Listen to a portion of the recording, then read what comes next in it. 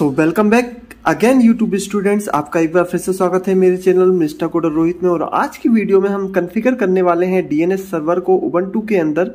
तो चलिए दोस्तों शुरू करते हैं।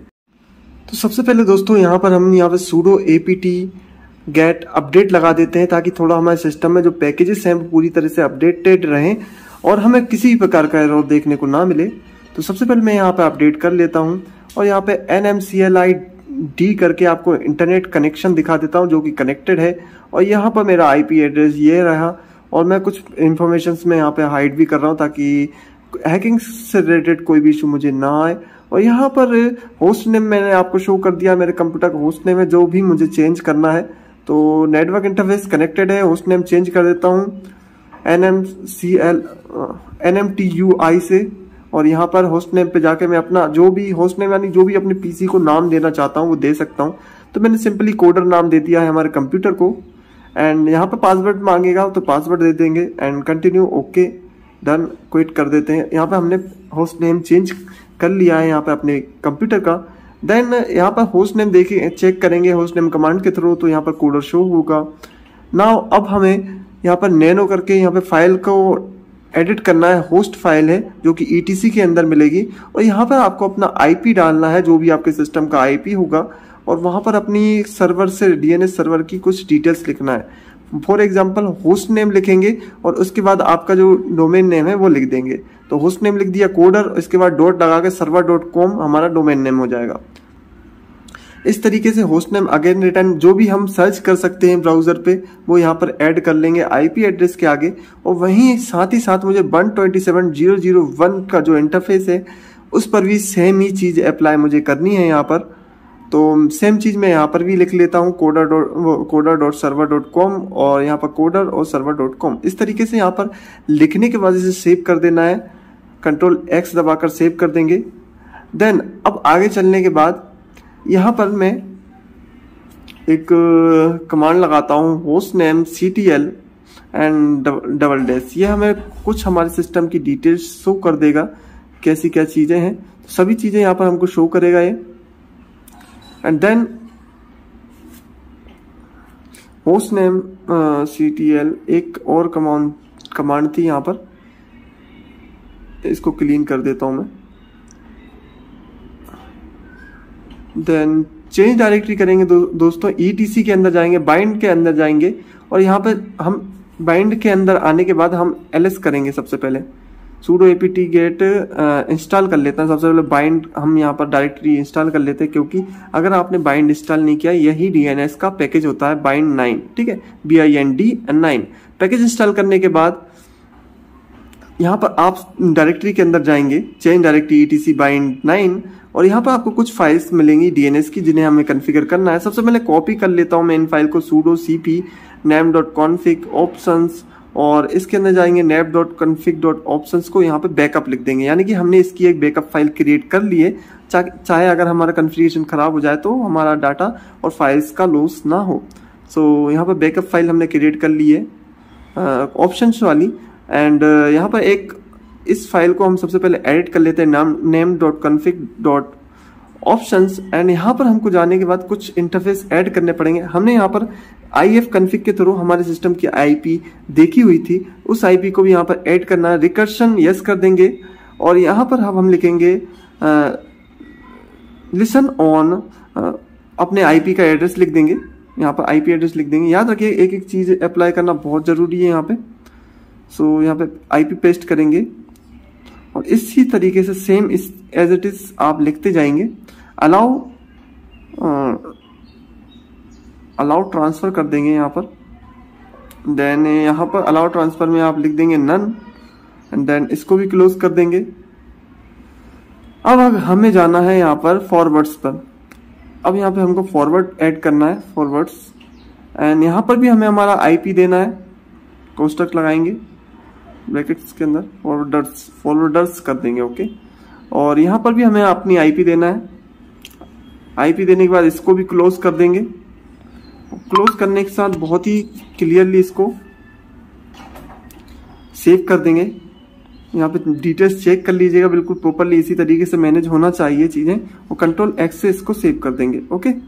तो कंट्रोल एक्स से सेव करने के बाद हम एक्सिट हो जाएंगे यहाँ पे। सॉरी, ये परमिशन डिनाई मांग रहा है। ओके ठीक है, मैं एक बार यहाँ पर सुपर यूज़र पर लॉगिन कर लेता हूँ ताकि ये परमिशन वाली प्रॉब्लम ना आए।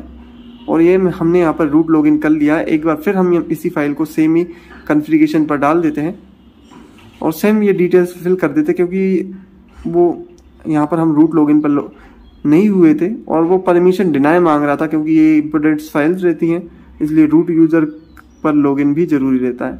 तो सेम डिटेल्स मैं दोबारा फिल कर देता हूँ, कोई बात नहीं है यहाँ पे। जस्ट सेकंड लगेंगे कुछ। और यहाँ पर अलाउ ट्रांसफ़र नन कर देंगे यहाँ पर इसको।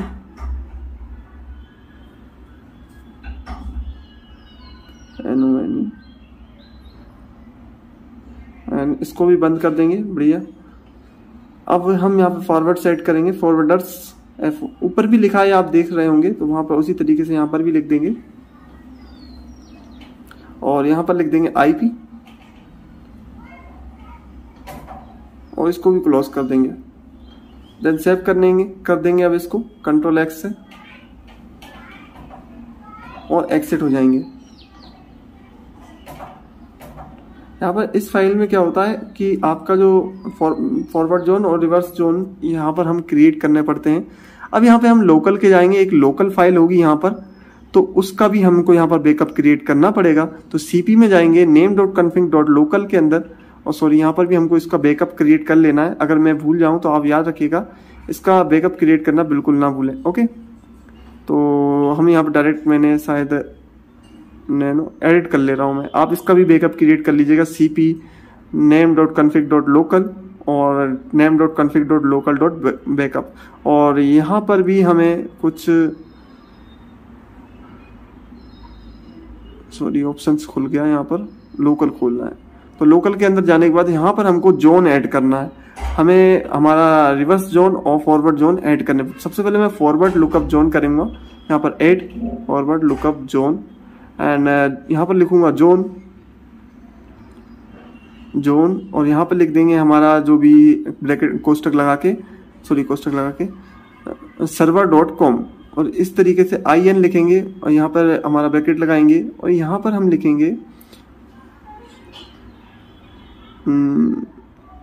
नेक्स्ट लिख देंगे टाइप मास्टर एंड इसको भी क्लोज करेंगे और यहाँ पे हमारे फाइल का पाथ देंगे, जो भी हम फाइल को पाथ क्रिएट करेंगे। आगे मैं बताऊंगा कैसे फाइल का पाथ क्रिएट करना है, बस अभी आप यहाँ पे सिंपली फाइल का पाथ दे दीजिएगा etc के अंदर बाइंड के 9 के अंदर बाइंड के अंदर और यहाँ पे dv.server.com यहाँ पर आपको दे देना है। और जो भी server.com आपको वो देंगे जो आपका डोमेन नेम होगा, सेम वही आप dv. करके दीजिएगा ताकि आसानी रहे आपको आइडेंटिफाई करने में। देन अब यहाँ पर हम second zone reverse lookup zone create करने वाले हैं, तो रिवर्स लुकअप जोन यहाँ पर ऐड करेंगे। तो जोन लिखेंगे यहाँ पर, फिर हम यहाँ पर कोमा लगाएंगे और यहाँ पर हम लिखने वाले हैं हमारा आईपी एड्रेस, वो भी अपोजिट डायरेक्शन में। तो हमारा जो भी आईपी एड्रेस रहेगा उसका लास्ट का डिजिट छोड़कर उस बाकी के डिजिट्स 3 डिजिट्स को उल्टा करके लिख देना है, ठीक है, अपोजिट डायरेक्शन में लिखना है। यहाँ पर रिवर्स जोन इसलिए यहाँ पर इसी तरह से काम करता है। और डॉट लगाकर इन लगाएंगे, इसके बाद लगा देंगे आप यहाँ पर एड्रेस एडर, जैसे एडर या फिर डॉट लगा के AR पर लिख देंगे ARPA और इन लगाकर कोष्टक लगा के यहाँ पर सेम टाइप मास्टर करेंगे और फाइल का पाथ दे देंगे। आप इस रिवर्स लुकअप फाइल का हमें यहाँ पर पाथ देना है। etc के अंदर बाइंड के अंदर यहाँ पर आपको लिखना है डाटाबेस और फिर हम यहाँ पर इस रिवर्स IP को लिख देते हैं ताकि हमारी फाइल का नाम हमको आइडेंटिफाई करने में आसानी रहे। और यहाँ पर देख सकते हैं हमने यहाँ पर हमारी जो भी दोनों जोन क्रिएट कर लिए हैं और यहाँ पर इसको सेव कर देना कंट्रोल X से। तो कंट्रोल X से यहाँ पर दबाऊंगा और मैं यहाँ पर बाय दूंगा और ऐड कर दूंगा। बस इस तरीके से मेरी फाइल सेव हो चुकी है। देन अब मुझे यहाँ पर ls करना है और यहाँ पर हमारी जो फाइल्स का पाथ दिया था उनको क्रिएट करना है। उनको क्रिएट करने के लिए cp करेंगे। यहाँ पर आप db.local करके एक फाइल दिख रही होगी, तो db.local फाइल को हमें सिलेक्ट कर लेना है। cp करेंगे db.local लोकल और इसको हमें बनाना है db.server.com जो कि हमने फाइल पाथ हमने पीछे दिया था। और एक db डॉट यहाँ पर 127 करके इसका हमें बनाना है। हमने जो रिवर्स लुकअप जोन में पाथ दिया था फाइल का, रिवर्स पाथ, ठीक है, यहाँ पर अपना आईपी रिवर्स में लिख देंगे और एंटर। तो हमने ये दोनों फाइल की एक कॉपी बना ली है और इस कॉपी को अब हमें एडिट करने वाले हैं। तो आप देख सकते हैं हमने यहाँ पर सेम एज इट इज इस फाइल को बना लिया है। अब हमें एडिट करना है इसको। हमने जो फाइल का पाथ दिया था देखिए यहाँ पर db.server.com हमने बना लिया, एंड यहाँ पर रिवर्स में बना था db. वेरीफाई भी कर लिया हमने फाइल को कैट करके उस फाइल के नेम को, एंड देन अब यहाँ पर हम एडिट करने वाले हैं उन फाइलों को। तो db.server.com हम इस फाइल को ओपन कर लेना है, एंड देन यहाँ पर अब हमें अपना ऐड करना। सबसे पहले मैं होस्ट नेम चेक कर लेता हूँ, कोडर है हमारा, ठीक है, होस्ट नेम कोडर है तो कोडर ही हमें वहां पर ऐड करना है। जो भी होस्ट नेम रहेगा वही हम यहाँ पर इन फाइल्स के अंदर यूज करेंगे। ओके, तो होस्ट नेम CTL और यहाँ पर हम ऐड कर देंगे स्टेटस। यहाँ पर आप देखेंगे कोडर, यहाँ पर भी कोडर ही है जो कि हमने पहले भी देख चुके हैं। तो ये चीज आपको याद रखना है कि बिल्कुल सेम इसी तरह से होना चाहिए। और यहाँ पे हमें एक और कमांड मिलती है होस्ट नेम FQDN, ठीक है। FQDN आपको शो करेगा कि आपका एक्चुअल मतलब सर्वर का पूरा नेम क्या है, coder.server.com। देखिए ये शो कर रहा है आपको। थोड़ा स्क्रीन का साइज में फॉन्ट साइज बड़ा कर देता हूँ। और यहाँ पे आप देख रहे होंगे दोस्तों कि होस्ट नेम FQDN यहाँ पर हमें पूरा नाम शो करता है। हमको वही ऐड करना है हमारी फाइल के अंदर। nano db.server.com के अंदर जाएंगे और यहाँ पर हम इन्हीं चीजों को ऐड करेंगे। तो सबसे पहले मैं यहाँ पर सेम एज इट इज रहने दूंगा और लास्ट में जाने के बाद ये डिलीट कर देता हूँ बाकी का पार्टीशन। और यहाँ पर हमको ऐड करना है कोडर जो कि हमारा होस्ट नेम है, फिर इसके बाद डोमेन नेम server.com, एंड यहाँ पर हम रूट लगाएंगे और server.com, और डॉट लगाना बिल्कुल भी ना भूलें, लास्ट में डॉट बहुत ज्यादा जरूरी है, नहीं तो आपके सर्वर में एरर आएगा। और यहाँ पर भी coder.server.com और यहाँ पर लास्ट में डॉट, और यहाँ पर इस चीज को डिलीट कर देंगे एंड देन कॉम और डॉट लगाने के बाद यहाँ पर हमें ऐड करना है हमारा आईपी, सॉरी कोडर लिखेंगे, होस्ट नेम इन लगाएंगे, ए लिखेंगे और यहाँ पर लिखेंगे हम आईपी जो भी हमारा था, सॉरी इसको डिलीट करता हूँ। आईपी क्या था हमारा, पेस्ट कर देता हूँ 10.99.3.15 एंड www लगाएंगे हमारा दूसरा यहाँ पर होस्ट नेम जिससे हम हमारा वेबसाइट एक्सेस करना चाहेंगे। एंड यहाँ पर एक मैं FTP सर्वर भी बनाऊंगा तो ftp.server.com यहाँ पर उससे भी हम इसको एक्सेस कर सकते हैं। एंड देन और भी अगर आप मेल सर्वर और एन अदर चीजें आप क्रिएट करते हैं तो इसमें आप ऐड करते जाइएगा। मैं फिलहाल इसको सेव करता हूँ, एक्सिट करता हूँ और हमारी सेकंड फाइल जो कि रिवर्स जोन है उसको एडिट करता हूँ 3.99.10 में जाकर।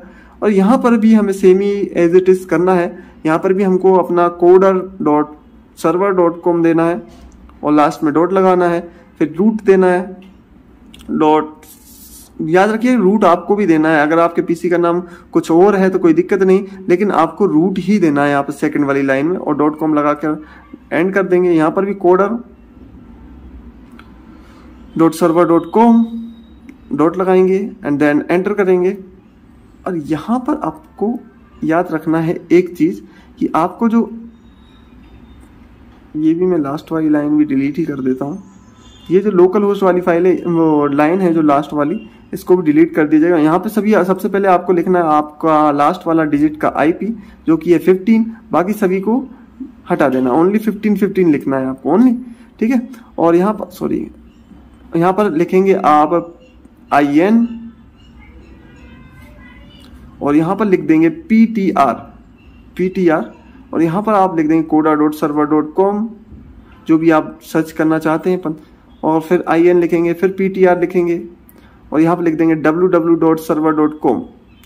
जब भी मैं वेब ब्राउजर पर www.server.com करेंगे तो वो उसे कन्वर्ट कर इस IP पर रन करवाएगा, जिससे कि मुझे आसानी होगी अपने वेब पेज को नेम के थ्रू याद रखने में।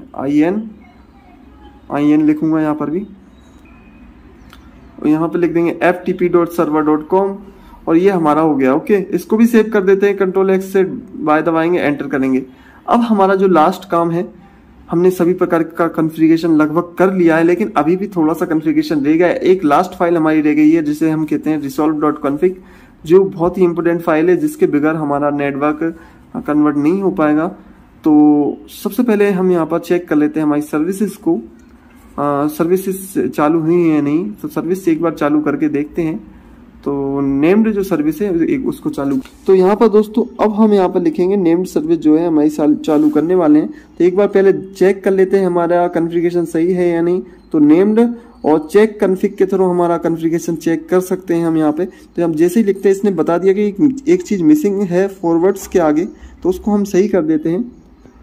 फॉरवर्ड्स में ओके समझ गया। यहाँ पे अलाउ ट्रांसफ़र के लास्ट में आप देखेंगे तो हमने इसको क्लोज नहीं किया है, तो हमें इसे क्लोज करना होगा अलाउ ट्रांसफ़र को। तो और कोई तो इशू नहीं है यहाँ पर। ओके, यहाँ पर इसको मैनेज कर देता हूँ और अलाउ ट्रांसफ़र, यार शायद यही है इशू। एक बार और चेक करता हूँ, नहीं बिफोर फॉरवर्ड्स। ओके, तो हमारा इशू वही है। तो अलाउ ट्रांसफ़र के लास्ट में हमने यहाँ वो उसे क्लोज नहीं किया है, तो इसको क्लोज कर देता हूँ इसकी, क्योंकि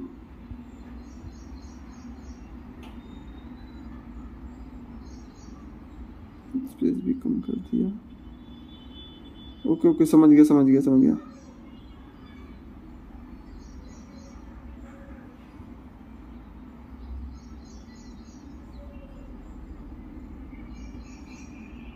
ठीक है, अलाउ ट्रांसफ़र के लास्ट में हमें यहाँ पर इसको क्लोज करना भूल गए तो इसको क्लोज कर देते हैं अलाउ ट्रांसफ़र के लास्ट में, अनसेव करते हैं, एंटर करते हैं और यहाँ पर एक बार फिर चेक करेंगे तो हमारा इशू चले गया है। अब नाउ हमारा कॉन्फ़िगरेशन पूरा है, तो अब एक बार हमारी सर्विसेज को स्टार्ट कर देते हैं।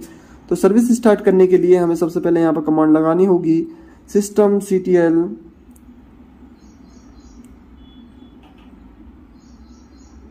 यहाँ पे सिस्टम सबसे पहले क्लियर कर देता हूँ, सिस्टम ctl स्टार्ट, और यहाँ पर लिख देते हैं नेम्ड लिख सकते हैं, सॉरी नेम्ड लिख दिया मैंने यहाँ पे। स्टार्ट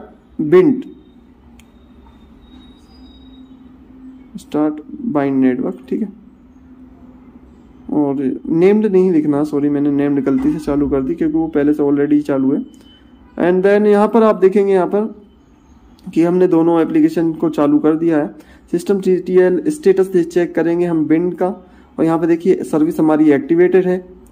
एंड देन अब हम क्लियर करते हैं, एक बार हम ns लुकअप करके हमारी वेबसाइट को देखते हैं कि भाई क्या ये डोमेन नेम जो जोन है पूरा अच्छी तरीके से दे रहा है कि नहीं दे रहा है कन्वर्ट करके। अभी आप देख सकते हैं, अब जब भी हम सर्च कर रहे हैं तो अभी 127 की जो एड्रेस है इसको कन्वर्ट कर रहा है। तो इसके लिए हमें यहाँ पर एक resolve.config फाइल होती है, उसको एडिट करना होगा। तो नैनो में जाएंगे, etc के अंदर जाएंगे और resolve.config फाइल के अंदर जाने के बाद यहाँ पर आप देखेंगे नेम सर्वर जो है 127.0.53 है, और यहाँ पर हमें हमारी IP देना है। और ऑप्शंस के साथ बिल्कुल छेड़छाड़ नहीं करनी, याद रख लीजिएगा ये ऑप्शंस बिल्कुल सेम ऐसे ही एज इट इज लिख लीजिएगा ताकि आपका नेटवर्क में कोई इशू भी ना आए। सेम ऑप्शन वाली लाइन बिल्कुल सेम एज इट इज रखिएगा जैसा भी आपके resolve.config फाइल में है। और सबसे पहले हमको यहाँ पर इस resolve फाइल को रिमूव कर देना है। अगर आप ऑप्शन आपने लिख लिया है तो इसके बाद आप रिमूव कर दीजिएगा इस फाइल को। अब ओनली Ubuntu के अंदर ही ये अप्लाई कीजिएगा, और लिंक करने के बाद यहाँ पर हम एक लिंक फाइल क्रिएट करने वाले हैं resolve.config की। तो ln करेंगे, रन जाएंगे systemd resolve और resolve.config, यहाँ से एक फाइल उठाएंगे और etc resolve.config में जाकर इसका एक हम यहाँ पर लिंक क्रिएट कर देंगे। सो यहाँ पर लिंक कह रहे हैं ये elevated course device link, okay. तो fail to create hard link, तो हमें यहाँ पर सॉफ्ट लिंक क्रिएट करनी है। तो ln डैश लगा के sf यूज़ करना पड़ेगा। तो ओके, तो यहाँ पर मैं चेंज डायरेक्टरी etc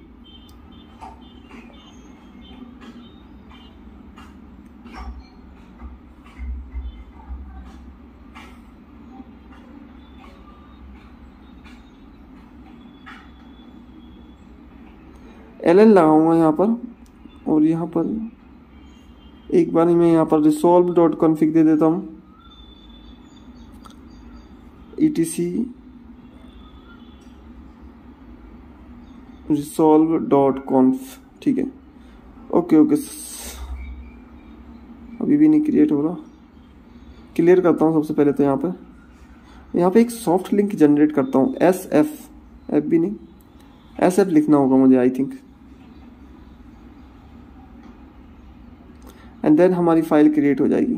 ओके, तो यहाँ पर ln करने के बाद हमें यहाँ पर sf लिखना है, क्योंकि हमें यहाँ पर एक सॉफ्ट लिंक जनरेट करनी है। और यहाँ पर हमने क्या किया है, रन systemd resolve और resolve.config, यहाँ पर हमारी एक फाइल पड़ी थी और इस फाइल का हमने लिंक क्रिएट कर दिया है resolve etc के अंदर, क्योंकि ये फाइल क्या होती है रीस्टार्ट करने के बाद डिलीट हो जाती है, इसलिए हमको लिंक क्रिएट करना पड़ा। तो याद रखिए ln डैश लगा के sf लगाएंगे आप और अपना लिंक क्रिएट कर देंगे। अब यहाँ पर हम दोबारा आएंगे इस फाइल के अंदर और यहाँ पर हम लिंक क्रिएट करेंगे।